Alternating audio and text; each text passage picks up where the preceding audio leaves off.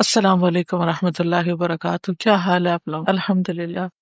کتاب مل گئی آپ کو؟ کیونکہ ہمارے پاس وقت کم ہے، ساری کتاب پوری نہیں ہو سکتی شاید، تو اس وجہ سے میں چاہوں گی کہ اس کو آپ اپنے طور پر ضرور پڑھیں، اور اپنے گھر والوں کے ساتھ یا اپنے دوستوں کے ساتھ یا دوسرے لوگوں کے ساتھ بھی اس کو شیئر کریں، کیونکہ یہ وہ امتحان ہے جو ہم سب کو پیش آنے والا ہے، اور اس کی تیاری ہم میں سے ہر ایک کے لیے بہت ضروری ہے.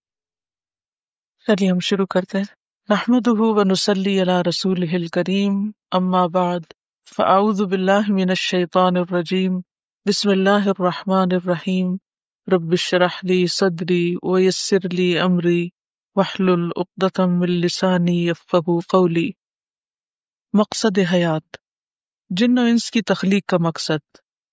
قال اللہ تعالی وما خلقت الجن والانس الا لیعبدون. اللہ تعالیٰ نے فرمایا کہ میں نے جنوں اور انسانوں کو پیدا نہیں کیا مگر اس لیے کہ وہ میری عبادت کریں. گویا ہم اللہ کی عبادت کے لیے بنائے گئے ہیں. ہم کچھ بھی کر لیں، اگر ہم عبادت نہیں کرتے تو ہم اپنی زندگی کے مقصد کو پورا نہیں کر رہے. اور اللہ تعالیٰ نے فرمایا وہ جس نے موت اور زندگی کو پیدا کیا تاکہ تمہیں آزمائے کہ تم میں سے کون عمل میں زیادہ اچھا ہے. تم میں سے کون عمل میں زیادہ اچھا ہے، یعنی اللہ تعالیٰ ہم میں یہ دیکھ رہے ہیں ہم کس چیز میں اچھا بننے کی کوشش کر رہے ہیں. ہم میں سے ہر ایک کو اپنا اپنا جائزہ لینا چاہیے. عموماً ہم کس کس چیز میں اچھا بننے کی کوشش کرتے ہیں؟ شکل و صورت اچھی ہو، ڈریسنگ اچھی ہو، جاب اچھی ہو، گھر اچھا ہو، گھر کو اچھا خوبصورت سجا لیں بنا لیں. لیکن اللہ سبحانہ وتعالیٰ یہ دیکھتے ہیں کہ ہمارے ذاتی عمل، ہماری پرسنل لائف، ہمارا اللہ کے ساتھ تعلق اور بندوں کے ساتھ تعلق کیسا ہے. اور وہی بہت زبردست، بے حد بخشنے والا ہے. سیدنا علی بن ابی طالب کہتے ہیں دنیا پیٹ پھیر کر جا رہی ہے، یعنی ہر دن منہ موڑتا چلا جا رہا ہے، ختم ہو رہا ہے، اور آخرت سامنے آ رہی ہے، اور ان دونوں میں سے ہر ایک کے چاہنے والے ہیں. پس تم آخرت کے چاہنے والے بنو اور دنیا کے چاہنے والے نہ بنو، کیونکہ آج تو عمل کا موقع ہے اور حساب نہیں، کل حساب ہوگا اور عمل کا موقع نہیں، لہذا کل کی تیاری کرو. آخرت دار القرار ہے. یہ دنیا کی زندگی تو معمولی فائدے کے سوا کچھ نہیں، اور یقیناً آخرت ہی رہنے کا گھر ہے. تو ہمارا اصل گھر یہاں نہیں، وہاں ہے. ہم ان گھروں کی فکر ہر وقت کرتے رہتے ہیں اور انہی کے لیے اپنی جان مارتے رہتے ہیں، جبکہ اصل گھر کہیں اور ہے. ہم تنکا تنکا جمع کر کے یہاں کے آشیانے بناتے ہیں، جبکہ معلوم ہے کہ موت کے طوفان اور آندھی نے آ کر وہ آشیانہ گرا دینا ہے. اپنے آس پاس کے لوگوں پر نظر ڈالیے، کتنے ہی گھر ختم ہو گئے. اپنے نانا نانی کے گھر کو دیکھیے، دادا دادی کے گھر کو دیکھیے. ایون بہت سے لوگ ایسے ہوں گے کہ جن کے اپنے والدین کا گھر، ماں فوت ہوئی، ساس فوت ہوئی تو دونوں گھر ختم ہو گئے. اسی طرح جن گھروں میں آج ہم اپنے بہن بھائیوں کے ساتھ ہنستے بستے ہیں اور جس کو گھر کہتے ہیں، کچھ عرصے کے بعد یہ نقشہ بھی بدل جائے گا اور یہ گھر بھی ختم ہو جائے گا. تو اصل گھر ہمارا آخرت کا گھر ہے. اور دنیا کی یہ زندگی نہیں مگر ایک دل لگی اور کھیل، اور بے شک آخرت کا گھر یقیناً وہی اصل زندگی ہے اگر وہ جانتے ہوتے. ان آیات کا پڑھنا اور ترجمہ کر کے بتانا کیا مشکل کام ہے. اگر خود سے آپ کو یہ آیات تلاش کرنی پڑتی اور ان کے ترجمے ڈھونڈنے پڑتے اور پھر لکھنا پڑتا اور نوٹس بنانے پڑتے جن میں کئی غلطیاں ہوتی، پھر کسی کو بتانے میں کتنی مشکل تھی. تو ایسی کتابیں اگر آپ کے پاس ہوں تو درس دینا بھی کچھ مشکل نہیں. یعنی کہیں بھی آپ درس کی سیریز شروع کر سکتے ہیں. اپنے گھر والوں کے ساتھ مغرب کے بعد بیٹھ کر ہر روز ایک ایک چیپٹر آپ اس کا پڑھ سکتے ہیں. آپ خود بھی پڑھ سکتے ہیں، آپ ان سے بھی پڑھوا سکتے ہیں اگر وہ پڑھے لکھے ہوں. اصل مقصد تذکرہ ہے، یاد دہانی ہے. یہ باتیں ہمیں پتہ ہوتی ہیں لیکن ہم پھر بھول جاتے ہیں، بار بار بھولتے ہیں. تو ان باتوں کو عام کرنے کی ضرورت ہے. حضرت عمر بن عبدالعزیز ہر روز رات کے وقت علماء کی مجلس قائم کرتے اور ان میں بیٹھ کے صرف موت کو یاد کرتے کہ وہ زیادہ بڑا مسئلہ ہے، اور ہم دنیا کے مسائل حل کرتے کرتے ختم ہوتے چلے جا رہے ہیں، اور وہ ہیں کہ کہیں ختم ہوتے نہیں. تو جو شخص آخرت کو اپنا مقصد بنا لیتا ہے اس کی دنیا بھی آسان ہو جاتی. انسان اور موت۔ موت ایک اٹل حقیقت ہے۔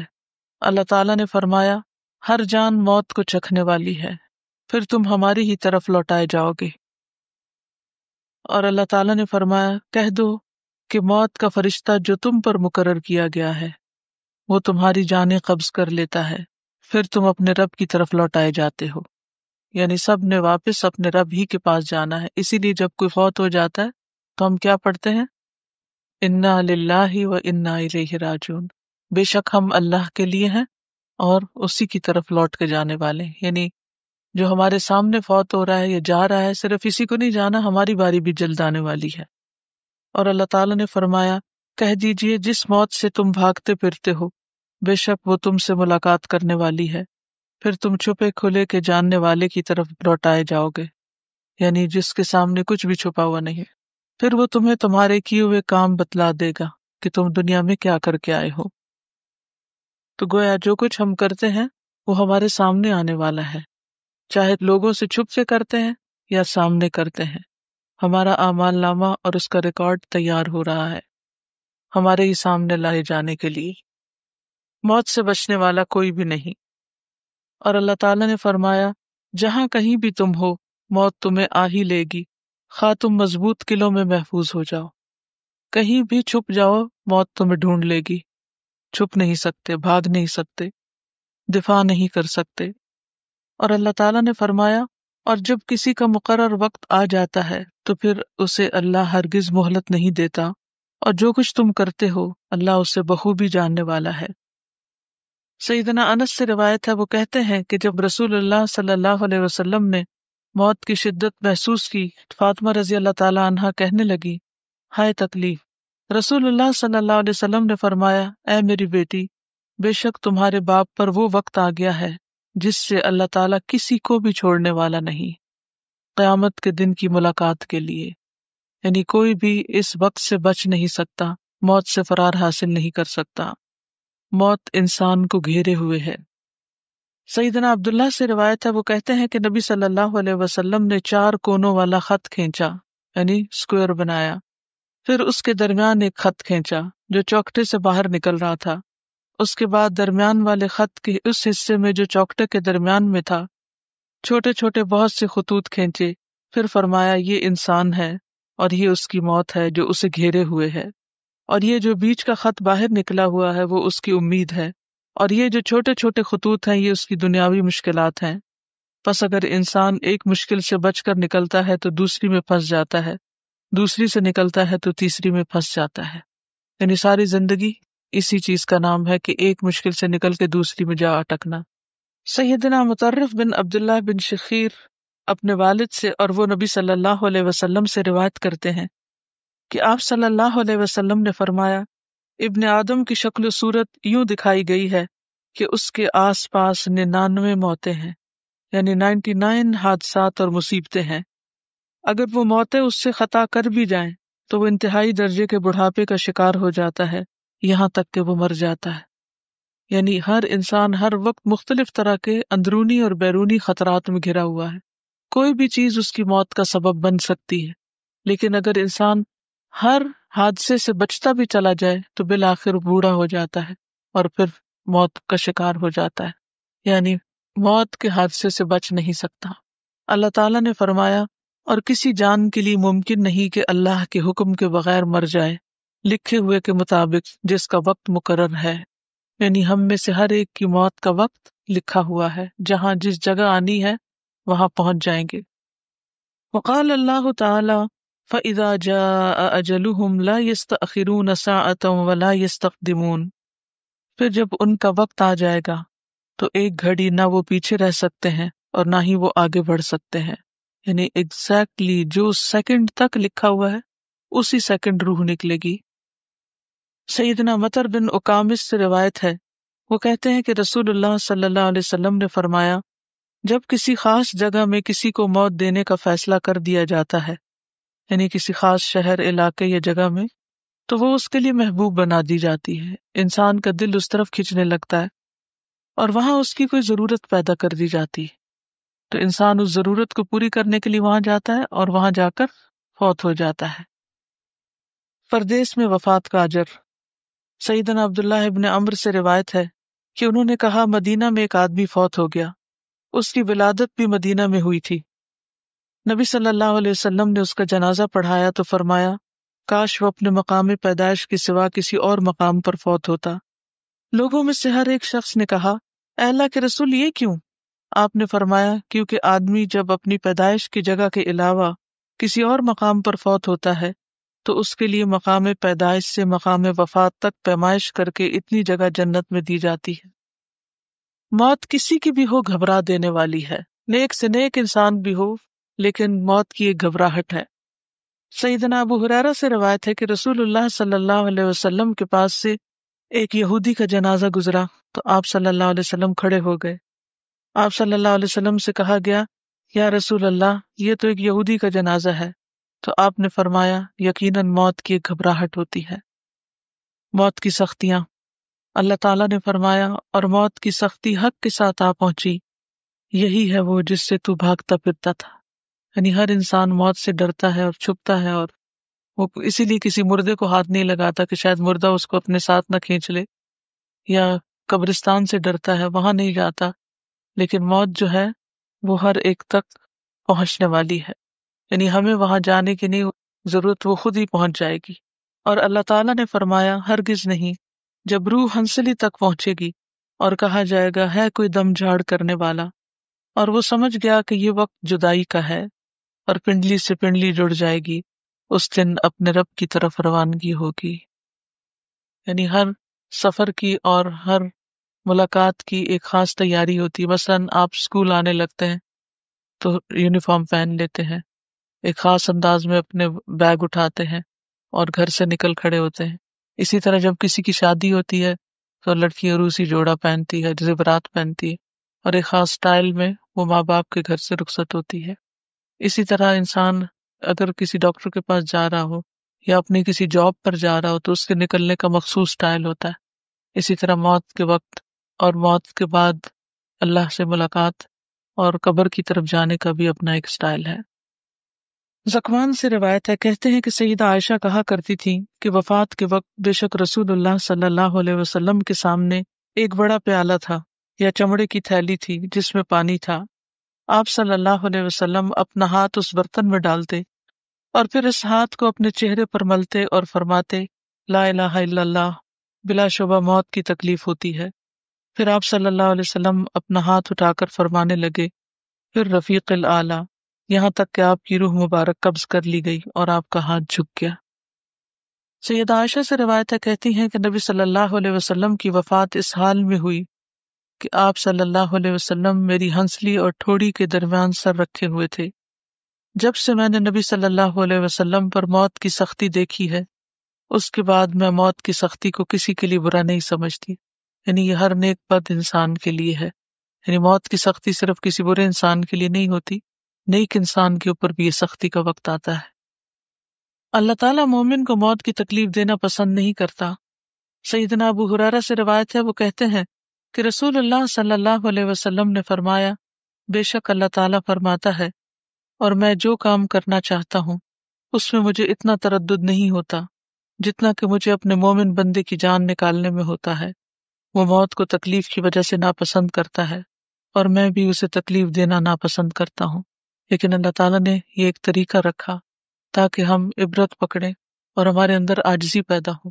ہم بندگی کے لیے پیدا ہوئے ہیں، لیکن جب صرف نعمتیں ہی نعمتیں ملتی چلی جاتی ہیں اور اپنے انجام کی فکر نہیں ہوتی تو ہم پھر اکڑ کا شکار ہو جاتے ہیں، اللہ کی نافرمانیاں کرنے لگتے ہیں۔ تو جو شخص موت کے وقت کو یاد رکھتا ہے وہ بہت سے برے کاموں سے بچ جاتا ہے، کہ موت دنیا کی ہر لذت کو بے مزہ کر کے رکھ دیتی ہے۔ شرح بن ہانی سے روایت ہے، کہتے ہیں کہ میں سیدہ عائشہ کی خدمت میں حاضر ہوا تو میں نے عرض کیا اے ام المومنین، میں نے ابو ہریرہ سے سنا، وہ رسول اللہ صلی اللہ علیہ وسلم سے حدیث روایت کرتے ہیں، اگر واقعتاً ایسا ہی ہے تو ہم ہلاک ہو گئے۔ وہ کہنے لگی بے شک جو رسول اللہ صلی اللہ علیہ وسلم کے قول سے ہلاک ہو گیا وہ واقعتاً ہلاک ہونے والا ہے۔ وہ حدیث کیا ہے؟ انہوں نے کہا کہ رسول اللہ صلی اللہ علیہ وسلم نے فرمایا جو اللہ کی ملاقات کو پسند کرے اللہ بھی اس سے ملاقات کرنے کو پسند کرتا ہے، اور جو اللہ سے ملاقات کو ناپسند کرے اللہ بھی اس سے ملاقات کو ناپسند کرتا ہے، حالانکہ ہم میں سے ہر ایک موت کو ناپسند کرتا ہے۔ تو سیدہ عائشہ نے کہا کہ رسول اللہ صلی اللہ علیہ وسلم نے اسی طرح فرمایا تھا، لیکن اس کا مطلب وہ نہیں جس کی طرف تم چلے گئے ہو، بلکہ جب آنکھ پھٹ جاتی ہے اور سینے میں گڑگڑاہٹ پیدا ہو جاتی ہے اور رونگٹے کھڑے ہو جاتے ہیں اور انگلیاں اکڑ جاتی ہیں، یعنی موت کے وقت، پس اس موقع پر جو اللہ سے ملاقات کرنے کو پسند کرے اللہ بھی اس سے ملاقات کرنے کو پسند کرتا ہے، اور جو اللہ سے ملاقات کو ناپسند کرے اللہ بھی اس سے ملاقات کرنے کو پسند نہیں کرتا۔ یعنی موت کے وقت جب انسان ملک الموت کو دیکھتا ہے، موت کے فرشتوں کو دیکھتا ہے، اگر وہ اچھی شکل و صورت میں آتے ہیں تو انسان خوش ہو جاتا ہے اور پھر وہ اللہ سے جلد ملنا چاہتا ہے کیونکہ اس نے نیک عمل کیے ہوتے ہیں، اور اگر برے عمل کیے ہوتے ہیں تو پھر اسے ڈر لگتا ہے اور وہ اللہ تعالیٰ کو نہیں ملنا چاہتا، تو اللہ تعالیٰ بھی اس سے نہیں ملنا چاہتے۔ پنڈلی سے پنڈلی جڑ جائے گی کا مطلب یہ ہے کہ جب میت کی جان نکل جاتی ہے تو آپ نے دیکھا ہوگا اس کی ٹانگیں سیدھی کر کے اس کے پاؤں کے جو دونوں انگوٹھے ہیں ان کو باہم باندھ دیا جاتا ہے، یعنی دونوں پنڈلیوں کو اکٹھا کر دیا جاتا ہے۔ موت کے وقت کا منظر بیان کیا گیا۔ جب انسان ڈاکٹروں سے لاجواب ہو جاتا ہے تو پھر کیا کرتا ہے؟ جب بیماری حد سے بڑھ جاتی ہے اور نظر آنے لگتا ہے کہ اب کوئی دوائی کارگر نہیں، ہم عام طور پہ کہتے ہیں پیشنٹ رسپونڈ نہیں کر رہا، یہ کبھی سنا؟ پیشنٹ رسپونڈ نہیں کر رہا، یعنی اس کے اوپر جو بھی دوائی ہے اثر ہی نہیں کر رہی، تو پھر دوائیاں چھوڑ کے مشینیں اتار کے کہتے ہیں کہ اب اس کے اوپر کچھ پڑھو، کوئی وظیفہ کرو، کوئی دم درود پڑھو، بس اگر اس کی زندگی لکھی ہوئی تو یہ بچ جائے گا ورنہ نہیں۔ اور جب انسان اپنی موت کو یاد رکھتا ہے، اللہ سے ڈرتا ہے، تو پھر ان چیزوں میں کشش باقی نہیں رہتی۔ سفر آخرت کی تیاری، موت سے پہلے پہلے نیک عمل کرنا۔ قال اللہ تعالی حتی اذا جاء احدهم الموت قال رب ارجعون لعلی اعمل صالحا فیما ترکت کلا انہا کلمۃ هو قائلها ومن ورائهم برزخ الی یوم یبعثون۔ اللہ تعالیٰ نے فرمایا یہاں تک کہ جب ان میں سے کسی کے پاس موت آتی ہے تو کہتا ہے اے میرے رب مجھے واپس بھیج دے، یعنی انسان مرنا نہیں چاہتا، واپس جانا چاہتا ہے، تاکہ جو کچھ میں چھوڑ آیا ہوں اس میں کوئی نیک عمل کر لوں۔ ہرگز نہیں، بے شک یہ تو محض ایک بات ہے جسے وہ کہنے والا ہے، اور ان کے پیچھے ایک پردہ ہے، برزخ ہے، اس دن تک جب وہ اٹھائے جائیں گے۔ یعنی موت کے وقت انسان چاہتا ہے کہ آج تک جو اچھے کام میں نے نہیں کیے وہ میں کر لوں، لیکن جب وقت آ جاتا ہے تو پھر مہلت نہیں دی جاتی۔ اور اللہ تعالیٰ نے فرمایا اور اس میں سے خرچ کرو جو ہم نے تمہیں رزق دیا ہے، اس سے پہلے کہ تم میں سے کسی کو موت آ جائے، یعنی اللہ کی راہ میں دیتے رہو۔ پھر وہ کہے اے میرے رب تو نے مجھے قریبی مدت تک مہلت کیوں نہ دی کہ میں صدقہ کرتا اور نیک لوگوں میں سے ہو جاتا۔ یعنی موت کے وقت انسان کیا چاہے گا کہ جو دنیا اس نے بنا کے رکھی ہوئی تھی وہ اپنی آخرت کے لیے قربان کر کے آتا، لیکن اب ہاتھ سے موقع نکل گیا۔ عام طور پر ہم کتنا بخل کرتے ہیں، دنیا ہی کے لیے سب کچھ بچا بچا کے رکھتے ہیں، یہ بھول جاتے ہیں کہ یہ سب یہیں رہ جائے گا اور ہم اکیلے آگے جائیں گے اپنے اعمال کے ساتھ۔ سیدنا ابو ہریرہ سے روایت ہے، وہ کہتے ہیں کہ ایک شخص نے نبی صلی اللہ علیہ وسلم سے کہا اے اللہ کے رسول کون سا صدقہ افضل ہے؟ آپ صلی اللہ علیہ وسلم نے فرمایا کہ تم اس حال میں صدقہ کرو کہ تم صحت مند ہو، حریص ہو، مالدار ہونے کی توقع رکھتے ہو اور فقر سے ڈرتے ہو، اور اتنی دیر مت لگاؤ، یعنی صدقہ کرنے میں دیر نہ لگاؤ کہ جب جان حلق تک آ جائے تو تم کہنے لگو کہ فلاں کے لیے اتنا اور فلاں کے لیے اتنا، حالانکہ وہ فلاں کا ہو چکا، یعنی اب تو وہ دوسروں کو ہی ملے گا، تمہارے ساتھ تو نہیں جائے گا۔ زندگی سے آخرت کے لیے بھرپور کمانا۔ سیدنا ابن عمر سے روایت ہے، کہتے ہیں کہ رسول اللہ صلی اللہ علیہ وسلم نے میرے بدن کا ایک حصہ پکڑ کر فرمایا تم دنیا میں ایسے رہو جیسے کہ تم اجنبی ہو یا کسی راہ کو عبور کرنے والے ہو، اور خود کو قبر والوں میں شمار کرو۔ تو وہ مجاہد کہتے ہیں کہ پھر ابن عمر نے مجھ سے کہا جب تم صبح کرو تو اپنے دل میں شام ہونے کا نہ سوچو، اور جب شام کرو تو دل میں صبح ہونے کا نہ سوچو۔ اپنی بیماری سے پہلے اپنی صحت سے فائدہ اٹھا لو، اور اپنی موت سے پہلے اپنی زندگی سے فائدہ اٹھا لو، کیونکہ تم نہیں جانتے اے عبداللہ کل تمہارا نام کیا ہوگا، یعنی مردوں میں ہوگا یا زندوں میں ہوگا، کہ وہ فلاں فوت ہو گیا یا میت ہو گیا۔ نیک اعمال کرنا کیونکہ وہی ساتھ جائیں گے۔ سیدنا نعمان بن بشیر سے روایت ہے، انہوں نے کہا کہ رسول اللہ صلی اللہ علیہ وسلم نے فرمایا، مومن اور موت کی مثال اس شخص کی طرح ہے جس کے 3 دوست ہوں، جن میں سے ایک اس کا مال ہو، وہ کہے اپنی چاہت کے مطابق لے لو، دوسرا کہے میں تیرے ساتھ ہوں لیکن جب تو مر جائے گا تو میں تجھ سے جدا ہو جاؤں گا، تیسرا کہے میں تیرے ساتھ ہوں اور تیرے ساتھ ہی نکلوں گا۔ ان میں سے پہلا اس کا مال ہے، دوسرا اس کے گھر والے اور اولاد، اور تیسرا اس کا عمل ہے۔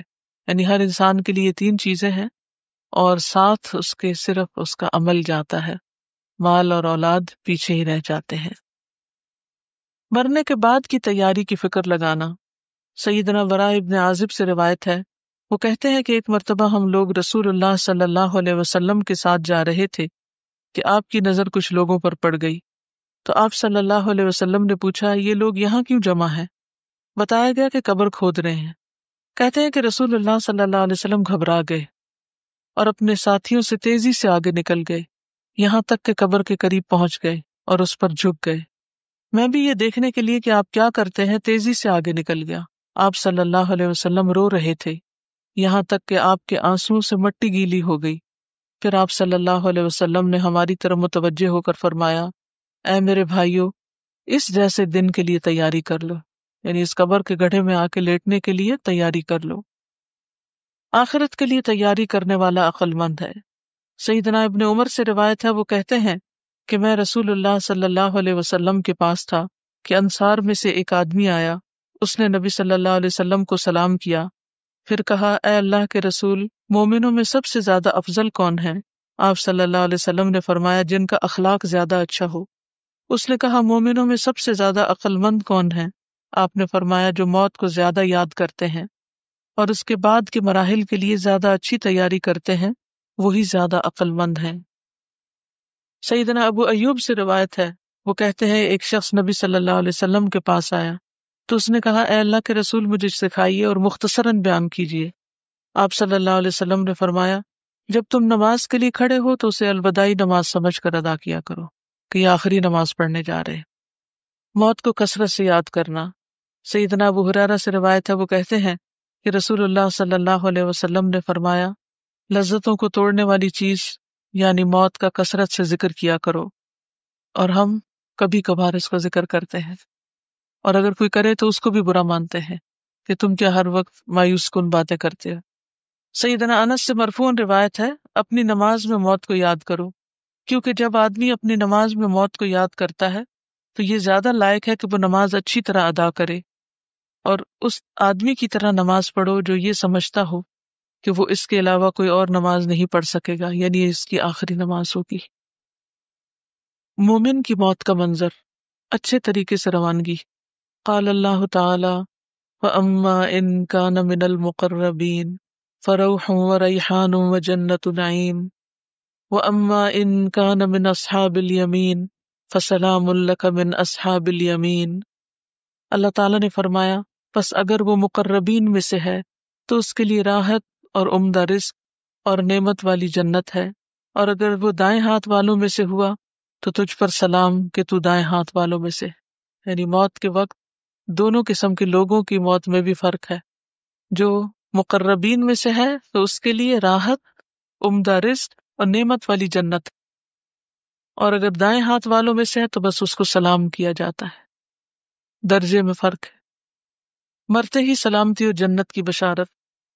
وقال اللہ تعالی، الذین تتوفاہم الملائکۃ طیبین یقولون سلام علیکم ادخلوا الجنۃ بما کنتم تعملون۔ اور اللہ تعالیٰ نے فرمایا، وہ لوگ جو پاک سیرت ہوتے ہیں، فرشتے ان کی روح قبض کرنے آتے ہیں تو کہتے ہیں تم پر سلام ہو، جو اچھے عمل تم کرتے رہے اس کے صلے میں جنت میں داخل ہو جاؤ۔ سبحان اللہ۔ یعنی اگر انسان نیک عمل کرنے والا ہے تو اس کی موت اچھی آئے گی، انشاءاللہ اس کو موت کے وقت خوشخبری آئے گی۔ وقال اللہ تعالی، اور اللہ تعالیٰ کا فرمان ہے، یا ایتھا النفس المطمئنہ ارجعی الی ربک راضیۃ مرضیہ فادخلی فی عبادی وادخلی جنتی۔ اے مطمئن نفس، اپنے رب کی طرف لوٹ جا، تو اس سے راضی، وہ تجھ سے راضی، پس میرے خاص بندوں میں داخل ہو جا اور میری جنت میں داخل ہو جا۔ اللہم اجعلنا منہم۔ مومن کا جان نکلتے وقت اللہ کی تعریف کرنا۔ سیدنا ابن عباس مرفوعاً روایت کرتے ہیں کہ یقیناً مومن کے ہر حال میں خیر ہے، بے شک اس کی جان اس کے دو پہلوؤں سے نکل رہی ہوتی ہے اور وہ اللہ عز و جل کی تعریف کر رہا ہوتا ہے، لیکن یہ اسی کو نصیب ہوتا ہے جو ہر حال میں شکر گزار ہونا جانے۔ سوچئے جب ہم پر کوئی تکلیف آتی ہے، سر درد ہوتا ہے یا جسم میں درد ہوتا ہے، تو ہمارے منہ سے کیا نکل رہا ہوتا ہے؟ اگر اللہ کی تعریف اور اللہ کا شکر اور اللہ سے اچھی امید ہوتی ہے تو انشاءاللہ موت کے وقت بھی اللہ تعالیٰ نصیب کرے گا۔ اللہ ہمیں ہر حال میں شکر کرنے والوں میں سے بنا دے۔ پیشانی پر پسینہ۔ سیدنا عبداللہ بن مسعود سے مرفوعاً روایت ہے، بے شک مومن کی روح پسینے سے نکلتی ہے، جبکہ کافر کی روح اس کی باچھ سے نکلتی ہے، جیسے گدھے کی روح نکلتی ہے، یعنی منہ سے نکلتی ہے۔ بہترین استقبال۔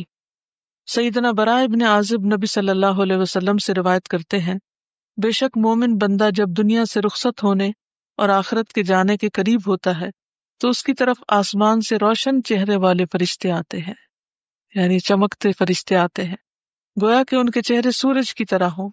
ان کے پاس جنت کے کفنوں میں سے ایک کفن اور جنت کی حنوت یعنی خوشبو میں سے ایک حنوت ہوتی ہے، یہاں تک کہ وہ اس کی تا حد نگاہ بیٹھ جاتے ہیں، جہاں تک اس کی نظر جاتی وہاں تک پھیل کے بیٹھ جاتے ہیں۔ پھر ملک الموت علیہ السلام آ کر اس کے سرہانے بیٹھ جاتے ہیں اور کہتے ہیں، اے پاکیزہ نفس، اللہ کی مغفرت اور رضامندی کی طرف نکلو۔ چنانچہ اس کی روح اس طرح بہہ کر نکل جاتی ہے جیسے مشکیزے کے منہ سے پانی کا قطرہ بہہ جاتا ہے۔ پھر ملک الموت اسے پکڑ لیتے ہیں، اور جب وہ اسے پکڑ لیتے ہیں تو دوسرے فرشتے پلک جھپکنے کی مقدار میں اس کی روح کو ملک الموت کے ہاتھ میں نہیں رہنے دیتے، بلکہ ان سے لے کر اسے اس کفن میں لپیٹ کر اس پر حنوت مل دیتے ہیں، اور اس کے جسم سے ایسی خوشبو نکلتی ہے جیسے بہت ہی زیادہ مہکنے والی کستوری کی خوشبو جو روئے زمین پر پائی گئی ہو۔ راوی کہتے ہیں پھر فرشتے اس روح کو لے کر اوپر چڑھ جاتے ہیں۔ یہ اچھا استقبال ہوتا ہے ان لوگوں کے لیے جو اچھے اچھے کام کرتے ہیں۔ اپنا استقبال دیکھ کر اللہ سے ملنا پسند کرتا ہے مومن۔ عطا ابن صائب سے روایت ہے، وہ کہتے ہیں کہ پہلا دن جب مجھے عبد الرحمن بن ابی لیلہ کی پہچان ہوئی تو میں نے دیکھا کہ وہ سفید بال اور سفید داڑھی والے بزرگ تھے جو گدھے پر سوار ہو کر ایک جنازے کے ساتھ جا رہے تھے۔ میں نے انہیں یہ کہتے ہوئے سنا کہ مجھ سے فلاں بن فلاں نے یہ حدیث بیان کی ہے جو انہوں نے رسول اللہ صلی اللہ علیہ وسلم کو فرماتے ہوئے سنا کہ جو شخص اللہ سے ملاقات کو پسند کرتا ہے اللہ اس سے ملنے کو پسند کرتا ہے، اور جو اللہ سے ملنے کو ناپسند کرتا ہے تو اللہ اس سے ملنے کو ناپسند کرتا ہے۔ یہ سن کر لوگ سر جھکا کر رونے لگے تو نبی صلی اللہ علیہ وسلم نے پوچھا، کیوں رو رہے ہو؟ تو انہوں نے کہا، بے شک ہم موت کو ناپسند کرتے ہیں۔ نبی صلی اللہ علیہ وسلم نے فرمایا، اس کا مطلب یہ نہیں بلکہ یہ ہے کہ جب کسی کی موت کا وقت آتا ہے تو اگر وہ مقربین میں سے ہو تو اس کے لیے راحت، غذائیں اور نعمتوں والے باغات ہوں گے، اور جب اسے اس کی خوشخبری سنائی جاتی ہے تو وہ اللہ سے ملنے کی خواہش کرتا ہے اور اللہ بھی اس سے ملنے کو پسند فرماتا ہے، اور اگر وہ جھٹلانے والے گمراہوں میں سے ہوگا تو کھولتا پانی اس کی مہمانی ہوگی۔ استغفر اللہ۔ پھر جب اس کی خوشخبری دی جاتی ہے تو وہ اللہ سے ملنے کو ناپسند کرتا ہے اور اللہ بھی اس سے ملنے کو ناپسند کرتا ہے۔ روح کا جلدی نکلنا پسند کرنا۔ سیدنا ابو ہریرہ سے روایت ہے، انہوں نے کہا کہ رسول اللہ صلی اللہ علیہ وسلم نے فرمایا، بے شک جب مومن پر موت طاری ہوتی ہے تو وہ دیکھتا ہے، جو دیکھتا ہے تو وہ پسند کرتا ہے کہ اب اس کی روح نکل جائے تاکہ وہ اللہ سے ملاقات کر سکے، اور اللہ اس سے ملاقات کو پسند کرتا ہے، یعنی اپنے آپ کو پھر وہ تیار کر لیتا ہے۔ جو دیکھتا ہے کا مطلب یعنی اس کو اچھا منظر نظر آ رہا ہوتا ہے،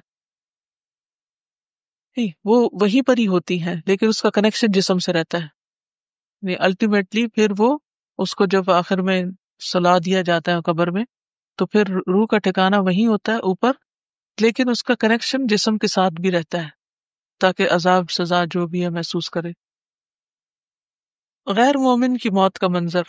مرتے وقت غیر مومن کی سزائیں۔